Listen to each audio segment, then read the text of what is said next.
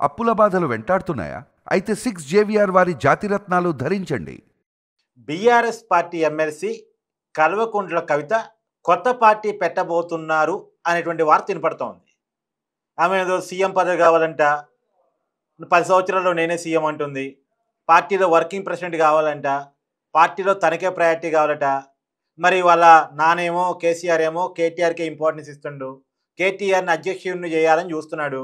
ఆయన యాక్టివ్గా ఉన్నప్పుడే కేటీఆర్ని అధ్యక్ష పదవిలో కూర్చోబెట్టి వచ్చే ఎన్నికల్లో పార్టీని గెలిపించి ముఖ్యమంత్రి చేయాలని చూస్తున్నాడు. ఎట్టి పరిస్థితుల్లో కేటీఆర్ కుర్చీని లాగేయాలి, ఆ కుర్చీలో నేనే కూర్చోవాలని కవిత తీవ్రమైన పోరాటం చేస్తుంది. ఓ రకంగా ఇంట్లో ఒక 6 నెలలుగా పెద్ద గొడవ రచ్చ నడుస్తుంది అనేది టాకు. ఇప్పుడు ఈ గొడవ కాస్త ఇక అయ్య వినేటట్టు లేడు, అన్న ఆగేటట్టు లేడు. ఏం చేయాలి? బయటకు వచ్చి కొత్త పార్టీ పెట్టాలి, తన దెబ్బ ఏంటో చూపించాలి. అంటే జగన్కి షర్మిల అయింది కదా, అలా కేటీఆర్కి కవిత కాబోతుందా?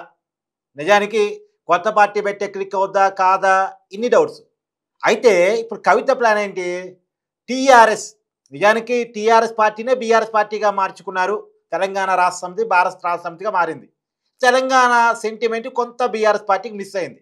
ఇప్పుడు నేను టీఆర్ఎస్ అనే పేరుతో పెడితే టీఆర్ఎస్ అని అర్థం వచ్చారా? తెలంగాణ రాజ్య సమితో ఇంకో టీఆర్ఎస్ అని అబ్రివేషన్ వచ్చేలా పార్టీ పెట్టి తెలంగాణ సెంటిమెంట్ని మళ్ళా రగిలిచి తను ఏమన్నా మార్చుకోవడానికి స్కోప్ ఉందా అనే ఆలోచనలో కవిత చేస్తున్నట్టు తెలుస్తూ ఉంది. ఏదేమైనా టీఆర్ఎస్ అనే పేరు కలిసి వచ్చారా? కొత్త పార్టీ పెట్టారని రాష్ట్రంలో పాదయాత్ర ఏదో చేస్తే తనకి ఏదో షర్మిల చెప్తూ ఉంటుంది కదా, పాదాల మీద చేసే యాత్ర. ఆ పాదాల మీద చేసే యాత్రతో పాదయాత్ర చేసేస్తే తెలంగాణ జనాల్లో కొద్దిగా అదో ఇదో సెంటిమెంట్ వర్కౌట్ అయితే తనకు రాజకీయ భవిష్యత్తు ఉంటుంది, అన్న భవిష్యత్తును పాడు చేస్తుందని అవుతా అని చెప్పేసి ప్లాన్ గీస్తుంది అనేది తెలంగాణ రాజకీయ వర్గాలు జరుగుతున్న చర్చ. ఇది పక్కన పెడితే లేదు కవిత కొత్త పార్టీ పెట్టట్లేదు, కాంగ్రెస్ పార్టీలో జాయిన్ అవుతున్నారు, ఆమె మంత్రి పదవి కూడా కాంగ్రెస్ పార్టీ ఆఫర్ చేసింది అని అదొక టాకు. అయితే ఇక్కడ ఒక గొడవ ఉంది. రేవంత్ రెడ్డి మంత్రి పదవి ఆఫర్ చేశారంటే అంతా బాగానే ఉంది, కానీ కాంగ్రెస్ హైకమాండ్ లేదు ఆమెను చేర్చుకోవద్దు, ఆమెను చేర్చుకుంటే కేసీఆర్ కుటుంబాన్ని చేర్చామనేటువంటి ఒక బ్యాన్ నేమ్ మనకు వస్తుంది, అసలుకే ఎసరు వస్తుంది, ఆమెను చేర్చుకోవద్దని రేవంత్ రెడ్డికి కాంగ్రెస్ హైకమాండ్ చెప్పిందంట. ఇప్పుడు కవిత ఫోన్ చేస్తుంటే రేవంత్ రెడ్డి ఫోన్ ఆన్సర్ చేయలేని పరిస్థితి అంట. ఇప్పుడు ఉన్నాపురమైంది, మరి కొత్త పార్టీ అయినా పెట్టగలిద్దా లేదా? లేదు ఉన్నంతలో రాజీ పడి ఆ బీఆర్ఎస్లోనే ఉంటుందా? ఆమె ఉంటానన్నా వాళ్ళు ఉంచేటట్లేరు, ఎందుకంటే చాలా దూరం పెరిగిపోయింది. మొన్న కేసీఆర్ని యశోద హాస్పిటల్లో బాగాలేకపోతే కలుద్దామని పోయినా కానీ కవితని కలవటానికి కేసీఆర్ నిరాకరించారట. మొన్న హాస్పిటల్లోనే ఒక కీలకమైన మీటింగ్ పెట్టారు కేసీఆర్ ముఖ్యమైన నాయకులతో. ఆ మీటింగ్లోకి కవితని ఎలో చేయలేదట. రావద్దు, ఆ మొహం నేను చూడాలనుకోవట్లేదు, ఆమెకి పార్టీలో ప్రయారిటీ లేదు, ఆమె కేవలం ఎమ్మెల్సీ, మన పార్టీలో ఎలాంటి పదవి లేదు, ఆమెలో తెలంగాణ జాగృతం చూసుకుంటుంది కదా, అది చూసుకోమని చెప్పండి అని చెప్పేసి కేసీఆర్ అన్నాడు అనేటువంటి చర్చ కూడా నడుస్తూ ఉంది. సో మరి కవిత కొత్త పార్టీ పెట్టిద్దా, పెడితే క్లిక్ అవుద్దా ఏంటి? కవిత ఇంటి దగ్గర సమాచారాన్ని మా ప్రతినిధి తిరుపతి అందిస్తారు. తిరుపతి, ఏంటి మరి ఏదో కల్వకుంట్ల కవిత కొత్త పార్టీ అంట, మరి వర్కౌట్ అయిద్దా కాదా? సో కార్తిక్ అన్న మీరు చెప్పింది పిన్ టు పిన్ నేను కూడా పబ్లిక్కి కొంత వివరించే ప్రయత్నం చేస్తా. ఎమ్మెల్సీ కల్వకుంట్ల కవిత సో ఈ మధ్య కాలంలో ఒక ఛానల్కి ఇంటర్వ్యూ ఇచ్చింది. ఆ ఇంటర్వ్యూలో నా ఫోన్ ట్యాప్ చేసిరని ఓపెన్గా చెప్పింది. ఇంట్లో ఫోనే ట్యాప్ చేసిరు, కేసీఆర్కి తెలియదు నా ఫోన్ ట్యాప్ చేసినట్టు, కానీ ఒక వ్యక్తి చేసిండు. అంటే ఒక వ్యక్తి చేసిందంటే ఇండైరెక్ట్గా కేటీఆర్ మా అన్న చేసిన నా ఫోన్ ట్యాపింగ్ అని చెప్పి కవిత గారు చెప్తున్నారు. కేసీఆర్ చేయాలి, కేటీఆర్ చేయాలి, వాళ్ళిద్దరేగా. అంతే మా నాన్న మంచోడు, కానీ మా నాన్న చుట్టూ ఉన్నటువంటి వాళ్ళు రాక్షసులు, ఆమె వర్షన్, కొంతమంది దయ్యాలు ఉన్నారు అని చెప్పి కూడా మాట్లాడేటటువంటి కార్యక్రమం చేసింది. అయితే కవిత మాట్లాడిన తర్వాత కవిత కేటీఆర్ను ఉద్దేశిస్తూ, కేటీఆర్కు నాకు చాలా గ్యాప్ వచ్చింది, మా గొడవలు అయినాయి, మేము మాట్లాడుకుంటలేము, మా నాన్నతో నేను మాట్లాడతా, నేను కేటీఆర్ బాగా క్లోజ్ ఉండేటోళ్ళం, ఈ మధ్య కాలంలో కొన్ని క్లాషెస్ వచ్చినాయి, మేము మాట్లాడుకోవట్లేదు, నా లెటర్ బయటకు వచ్చిన తర్వాత నేను కేటీఆర్తో మాట్లాడట్లేదు అంటే ఇండైరెక్ట్గా నా లెటర్ బయట పెట్టింది కూడా కేటీఆర్ఏ అని చెప్పి కవిత గారు చెప్పేసినారు. సో ఆమెకు అట్లా కూడా మాట్లాడేటటువంటి కార్యక్రమం చేసినారు. సో ఏది ఏమైనా ఒక ఇంటర్వ్యూతో ఎందుకో కేటీఆర్ హట్ అయింది అనేది కొంత వినబడుతున్నటువంటి అంశం. కేటీఆర్ మొన్న నందీనగర్ ఇంటికి పోయిండు. ఆయన ప్రయాణం తర్వాత ఆయన ఒక టూర్ పోయిండు, లండన్ టూర్కి పోయిండు. లండన్ నుండి వచ్చినటువంటి వెంటనే కేటీఆర్ ఆయన ఎయిర్పోర్ట్ నుండి స్వయంగా తన ఇంటికి కూడా పోలే, నందీనగర్ ఇంటికి పోయిండు. పోయి కేసీఆర్తో మాట్లాడిండు. 2 గంటల సేపు కేటీఆర్తో అంటే కేటీఆర్ డిస్కస్ చేసుకున్నారు. 2 గంటల తర్వాత కేసీఆర్కి ఎందుకో నాకు ఛాతీలో పెయిన్ వస్తుంది, నాకు కొంత కాళ్ళు చేతులు గుంజుతున్నాయని చెప్పగానే ఇమీడియట్లీ కేటీఆర్ తన సొంత కారులో కేసీఆర్ని యశోద హాస్పిటల్కి తీసుకుపోయేటటువంటి కార్యక్రమం చేసింది. కేటీఆర్ కేసీఆర్ దగ్గరికి పోయి మాట్లాడింది కవితకు సంబంధించినటువంటి ఇష్యూ పైనే. కవిత ఇష్యూ గురించి మాట్లాడుతున్న నేపథ్యంలోనే కేసీఆర్కి కొంచెం చెస్ట్లో పెయిన్ రావడం. సో మరి అది గ్యాస్ పెయినో ఇంకోటో ఆయన హాస్పిటల్కి వెళ్ళడం, తర్వాత వైరల్ ఫీవర్ అని చెప్పడం, తర్వాత కొంత బ్లడ్ ప్లేట్స్ తక్కువ ఉన్నాయని చెప్పడం, తర్వాత షుగర్ లెవెల్స్ హై ఉన్నాయని చెప్పడం, సోడియం తక్కువ ఉందని చెప్పడం, ఇవన్నీ కూడా చకాచక తెరపైకి తీసుకొచ్చేటటువంటి కార్యక్రమం చేశారు. తర్వాత హాస్పిటల్కి సంబంధించినటువంటి వాళ్ళు ఆల్రెడీ హెల్త్ బులెటిన్ కూడా రిలీజ్ చేసినారు. సో ఇదంతా కూడా కవిత ఎపిసోడ్కి సంబంధించినటువంటి వ్యవహారంలోనే జరుగుండొచ్చు అనేది ఒక చర్చ. అయితే మీరు చెప్పినట్టు, మీకు కంటిన్యూస్గానే చెప్తున్నా, మీరు చెప్పినారు తెలంగాణ రాజ్య సమితి అనేటటువంటి పార్టీ కవిత పెట్టబోతున్నారు అనేది కొంత పబ్లిక్ కూడా అనుకుంటా ఉన్నారు. ఎందుకంటే టీఆర్ఎస్ అనేది ఇప్పుడు లేదు. సో కవిత ఆమె ఏం చెప్తుంది, రేపటి రోజు పార్టీ పెట్టినా కూడా టీఆర్ఎస్ అనేది తెలంగాణ అనేటటువంటి పేరు కేసీఆర్ తీసేసుతో ఓడిపోయిండు, కేసీఆర్ని జనాలు నమ్మలేదు. అంటే రేపటి రోజు పార్టీ పెట్టిన తర్వాత సొంత తండ్రిని కూడా విమర్శించేటటువంటి అవకాశం వస్తే పార్టీ కోసం విమర్శించవచ్చు, చెప్పలేము. అంటే రాజకీయాలలో మనం ఏ విధాన్ని మనం చెప్పేటటువంటి అవకాశం ఉండకపోవచ్చు. బేసిక్ గా 50-50, అంటే తిట్టవచ్చు, తిట్టకపోవచ్చు, విమర్శించకపోవచ్చు. రేపటి రోజు విమర్శిస్తే కన్న తండ్రినే విమర్శిస్తావా అని చెప్పి మాట్లాడవచ్చు, వాళ్ళు వీళ్ళు తిట్టేటటువంటి అవకాశం ఉండొచ్చు. కానీ పార్టీ సిద్ధాంతాల పరంగా మాత్రం అది తండ్రి అయినా, కూతురైనా, కొడుకైనా, ఎవరైనా సరే కొంత విమర్శలు అనేది వెరీ కామన్ కదా పొలిటికల్ పార్టీలో. సో రేపటి రోజు ఆమె చెప్పొచ్చు, కవిత బీఆర్ఎస్ అనే పార్టీ పెట్టిర్రు, తెలంగాణని అనే పేరు తీసేసడంతో వీళ్ళ పని అయిపోయింది. కానీ నేను ఒక తెలంగాణ బిడ్డగా, నేను ఒక ఆడబిడ్డగా, నేను తెలంగాణ రక్ష సమితి, అంటే తెలంగాణ రక్షించే బాధ్యత మేము తీసుకుంటున్నాం, తెలంగాణను మేము కాపాడుకుంటాం. తెలంగాణ రాజ్య సమితి కాదు, తెలంగాణ రాష్ట్ర సమితి కాదు, తెలంగాణ రక్ష సమితి. అంటే రక్ష మేము కాపాడుతాం, రక్షణ మేము ఇస్తాం, మహిళలకు మేము రక్షణగా ఉంటాం, మహిళలను మేము కాపాడుకుంటాం. మనం మొన్న అంటే బేసిక్గా మనం అంత ఇంటర్నల్ మీటింగ్ జరిగింది, మన జర్నలిస్ట్ అందరం కూడా మనం కవిత దగ్గర పోయినటువంటి నేపథ్యంలో కూడా ఆమె క్లియర్ కట్ ఇంటెన్షన్స్ కూడా మనం విన్నాం. కవిత గారు ఓపెన్గా మాకు సపోర్ట్ చేయండి, మీకు ఏం కావాలన్నా నేను సపోర్ట్ చేస్తా అని చెప్పి డిజిటల్ మీడియాతో ఆమె మీటింగ్ కూడా పెట్టినారు. ఆ మీటింగ్లో ఆమె పదే చెప్తున్నమాట, మా బీఆర్ఎస్కి సపోర్ట్ చేయండి అని ఎక్కడ కూడా ఆమె అనలేదు. నాకు సపోర్ట్ చేయండి, నాకు సపోర్ట్ చేస్తే నేను మీకు సపోర్ట్ చేస్తా అంటే నాకు సపోర్ట్ చేయండి అనేటటువంటి మాటలోనే ఓ క్లారిటీ ఉంది. ఇక్కడ ఒక విషయం తిరుపతి, ఆమె సీఎం పదవి కావాలని బలంగా కోరుకుంటున్నారని అర్థమవుతుంది. రాబోయే 10 సంవత్సరాలుగా నేనే సీఎం అవుతా అంటుంది. 2019 పార్లమెంట్ ఎన్నికల్లో ఎంపీగా ఓడిపోయినటువంటి ఆ వ్యక్తి సీఎం పదవి మీద ఏకంగా కన్నేటువంటి ఆమె ఒక్కసారి ఎంపీగా గెలిచింది నాకు గుర్తున్నంత వరకు. 2014లో ఎంపీ అంతే, మళ్ళీ 2019లో రిటర్న్ కాలేపారు. ఒక్కసారి ఎంపీ, మొన్న నామినేటెడ్ ఎమ్మెల్యే కోటా కింద ఎమ్మెల్సీ అయినట్టున్నారు ఆవిడ. మరి అలాంటి వ్యక్తి ఏకంగా సీఎం కోరుకుంటే అవుద్దా? అంటే సీఎం కావాలంటే పబ్లిక్ లో చాలా ఇమేజ్ ఉండాలి, ఎమ్మెల్యేని గెలుపుకోగలగాలి, పార్టీ నిలుపుకోగలగాలి, అంత వర్కౌట్, అంత స్టామినా ఉందా? అంటే నేనేమంటా అంటే వాళ్ళు బీఆర్ఎస్ అధికారంలో ఉన్నప్పుడు వాళ్ళ పిల్లలు తరతరాలు తరగనంటటువంటి ఆస్తి సంపాదించుకున్నారు అనేది చాలా మంది మాట్లాడుకుంటూ వచ్చినటువంటి మేధావులు మాట్లాడుకుంటూ వచ్చినారు, సీనియర్ జర్నలిస్టు, రాజకీయ విశ్లేషకులు చాలా మంది మాట్లాడుకుంటూ వచ్చినారు. కవిత గారు ఆమె దుబాయ్లో ఉన్నటువంటి వ్యక్తి, అమెరికాలో ఉన్నటువంటి వ్యక్తి, అక్కడ నుండి సడన్గా ఆమె కాలు విరిగిన తర్వాత ఆమె వచ్చింది తెలంగాణ ఉద్యమానికి సంబంధించినటువంటి సమయంలో ఉత్తగా రాలే.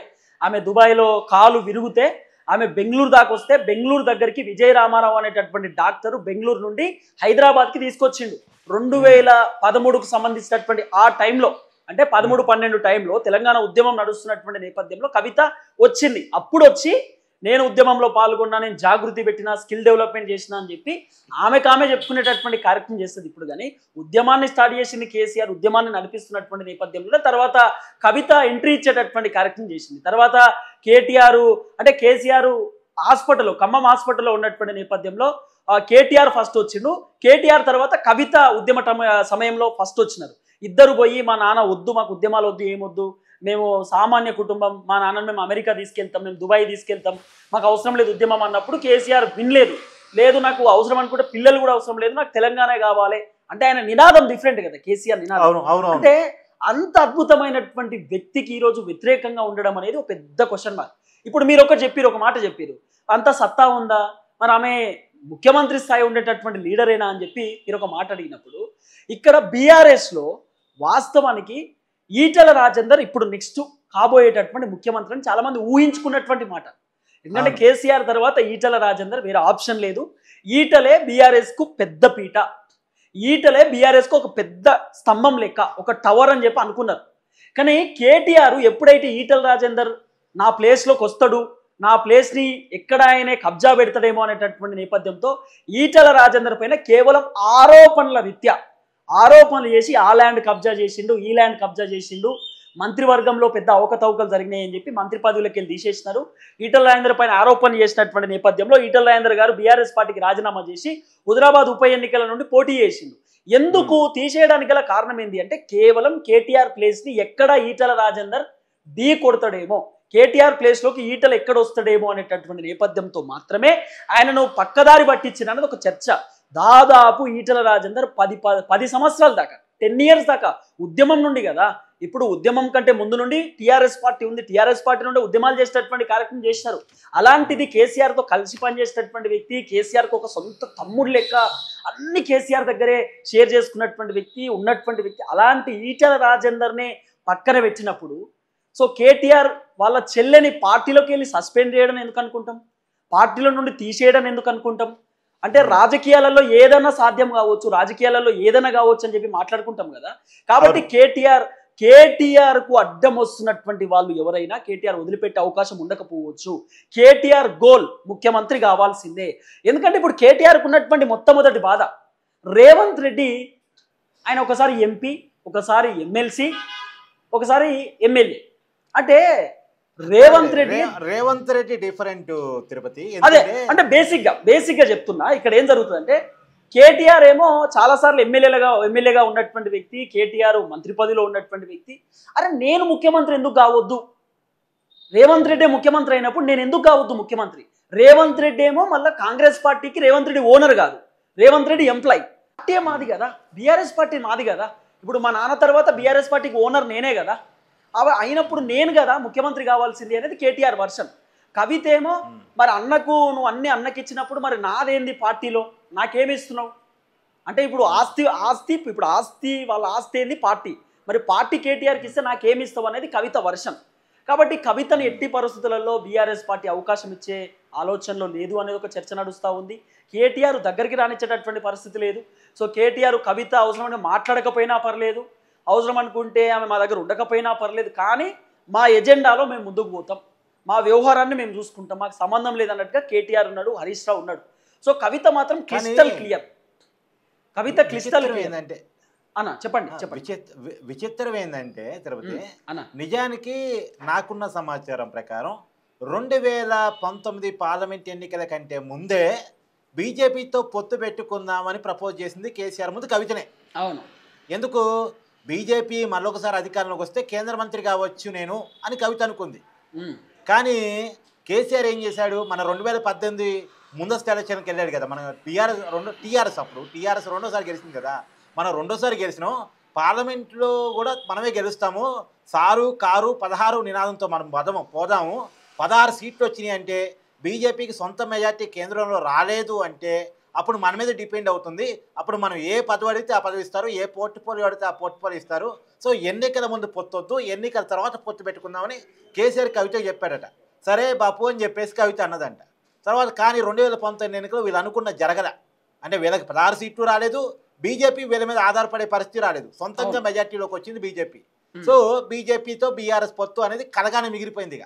అలాంటి కవిత అంటే బీజేపీతో పొత్తు పెట్టుకుందాం బాపు అని బీజేపీ గురించి కేసీఆర్ ముందు ప్రపోజ్ చేసినటువంటి కవిత ఇలా బీజేపీతో బీఆర్ఎస్ ఒకటైందని, బీఆర్ఎస్లోకి బీజేపీలోకి బీఆర్ఎస్ మెర్జ్ చేయాలని చూశారని ఇలాంటి ఆరోపణలు చేయటాన్ని ఎట్లా చూడాలి అసలు? అంటే ఇప్పుడు వాస్తవానికి కవిత ఆమె ఓపెన్గా బీఆర్ఎస్ పార్టీ నుండి వాళ్ళన్నా తీసేయాలి, లేకపోతే నేనన్నా వెళ్ళిపోవాలి, ఏదో ఒకటి. నేను పార్టీ పెట్టబోయే ముందు ఏదైనా సంచలనం చేయాలి, నేను పార్టీ పెట్టబోయే ముందు బీఆర్ఎస్ పార్టీ లీడర్లు అందరూ నా పైన ప్రెస్ మీట్ పెట్టాలి, నా గురించి మాట్లాడాలి, నన్ను వైరల్ చేయాలి, సోషల్ మీడియాలో నన్ను ట్రోల్ చేయాలి, నేను కాంట్రవర్సీ కావాలి. ఇప్పుడు ఎవరైనా ఇప్పుడు సినిమాలలో కూడా మీరు చాలా చూడండి, ప్రమోషన్స్ అన్ని నెగిటివ్ ప్రమోషన్స్ చేసుకుంటూ ఉంటారు. అంటే కొట్లాడుకున్నాడు, తండుకున్నాడు, లేకపోతే ఇంకోటి సినిమా వైరల్ కావడానికి ఇంకోటి ప్రమోషన్స్ కదా, కామన్ కదా. సో కవిత కూడా పొలిటికల్ ప్రమోషన్స్ చేయించుకునే ప్రయత్నం చేస్తూ ఉంది. అందుకే తెలంగాణ జాగృతి అనేటటువంటి పేరుతోటి కేడర్ని సమకూర్చుకొని తర్వాత బీఆర్ఎస్ పార్టీలో ఉన్నటువంటి కార్యకర్తలను తన దగ్గరికి తీసుకొని తర్వాత రకరకాలుగా ఒక కేడర్ సంపాదించుకొని తర్వాత ఒక ప్రీ ప్లాన్డ్గా ఆమె పార్టీ పెట్టే కార్యక్రమం చేస్తున్నది. ఎందుకంటే వైఎస్ షర్మిల ఫెయిల్ అయినటువంటి అంశాన్ని కవిత తన సొంత కండ్ల నుండి చూసింది. ఆ షర్మిల కూడా పాదయాత్ర చేసింది, షర్మిల కూడా గట్టిగా ప్రయత్నించింది, కొట్లాడింది. అలాంటి షర్మిల ఆమె గెలవలేకపోయింది, పోటీ చేయలేకపోయింది, ఇవన్నీ కవితకు తెలుసు. కాబట్టి పొలిటికల్ పార్టీ పెట్టడం అంత ఈజీ కాదు. కాబట్టి కొంత కార్యకర్తలు ఇంకా బలంగా ఉండాలి, పార్టీ క్యాడర్ బలంగా ఉండాలి. ఇప్పుడు బలపరుచుకుంటుంది పార్టీని, బలపరుచుకున్న తర్వాత ఆమె ఇంకా బలంగా ముందుకు పోయేటటువంటి ఆలోచనలో ఉన్నట్టుగా ఒక చర్చ. పార్టీ పేరు మాత్రం తెలంగాణ రక్ష సమితి అనేది అయితే కొంత వినబడుతున్నటువంటి అంశం. కోర్స్ అదే పెట్టవచ్చు, లేదా ఇంకేటేమైనా ఏదన్నా కూడా టీఆర్ఎస్ అనేటటువంటి పేరుతోటి, తెలంగాణ అనేటటువంటి పేరుతోటి మాత్రం కవిత కొత్త పొలిటికల్ పార్టీతో ముందుకు రాబోతుంది అనేది కొంత వినబడుతున్నటువంటి అంశం. Karthik, thank you.